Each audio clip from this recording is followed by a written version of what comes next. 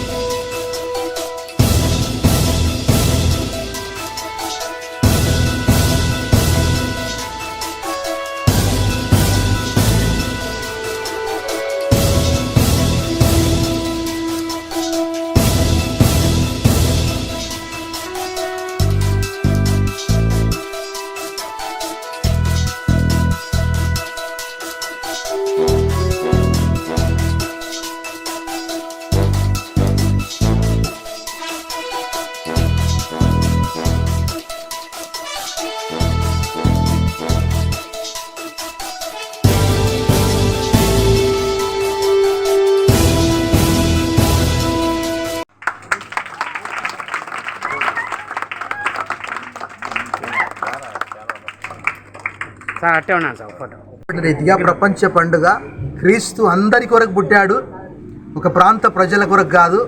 So ఆయన అందరినీ ప్రేమించాడు కాబట్టి ఇక్కడ మరి ప్రతి ఒక్కరు కూడా ఇక్కడికి వచ్చారు, వాక్యం విన్నారు. వారికి కావలసినటువంటి శరీర సంబంధమైనటువంటి అది దుప్పటి కావచ్చు, భోజనం కావచ్చు, వాటిని తీసుకొని దేవుని యొక్క గొప్ప రక్షణ క్రిస్మస్ సందర్భంగా పొందుకోవాలని ప్రభు పేరట మీ అందరికీ ప్రత్యేకంగా మనవి చేస్తున్నాను.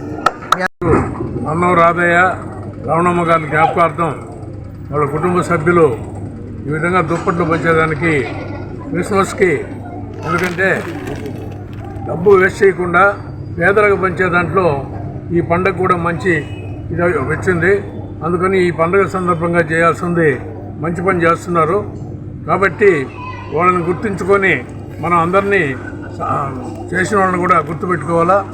క్రిస్మస్ సందర్భంగా అందరికీ శుభాకాంక్షలు తెలియజేస్తున్నాను.